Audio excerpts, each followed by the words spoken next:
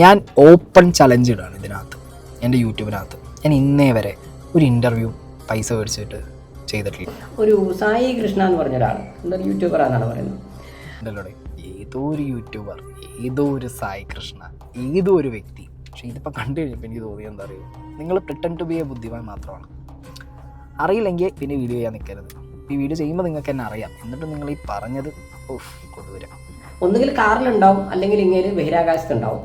അല്ല, അതങ്ങനെയാണ്. ഞാൻ ഒന്നിലേക്ക് ബഹിരാകാശത്തുണ്ടാവും, അല്ലെങ്കിൽ കാറിലുണ്ടാവും. ബിക്കോസ് രണ്ടും എനിക്ക് ഭയങ്കര ഇഷ്ടമുള്ള സ്ഥലമാണ്.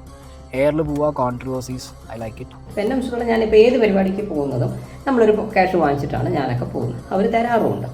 ഇപ്പോൾ ഇങ്ങനെയൊക്കെ ഇപ്പോൾ ഈ പരിപാടിയിൽ പങ്കെടുത്തിട്ട് എന്തെങ്കിലും കിട്ടിയോ വെച്ചാൽ എനിക്കറിയില്ല, അത് അങ്ങനെയാണ് പറയേണ്ടത്.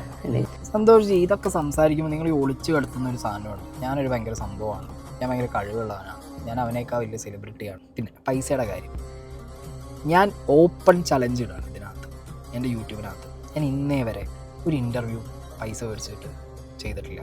ഞാൻ അറ്റൻഡ് ചെയ്ത ബിഗ് ബോസ് അല്ലാത്ത വേറെ ഒരു ഇങ്ങനത്തെ പരിപാടിക്കും ഞാൻ ഇന്നേ വരെ ഒരു രൂപ മേടിച്ചിട്ടില്ല. ബിക്കോസ് ഇത് എൻ്റെ ഒരു തരം എത്തിക്സാണത്. ഞാൻ 24-നൊക്കെ ഒരുപാട് കണ്ടൻറ് എടുക്കുന്ന ഒരാളാണ്. അപ്പോൾ എനിക്ക് തിരിച്ച് ചെയ്യാൻ പറ്റുന്നത് എന്താ, നമ്മൾ അവൈലബിലിറ്റി കൊടുക്കുക, അത് ഫ്രീ ആയിട്ട് കൊടുക്കുക. അത് എൻ്റെ എത്തിക്സാണ്. മനസ്സിലായി? ഒരാളെ നമ്മൾ എങ്ങനെ വിൽക്കണം എന്നുള്ളത് അത് ഡിപ്പെൻഡ്സ് അപ്പോൺ ഹിം.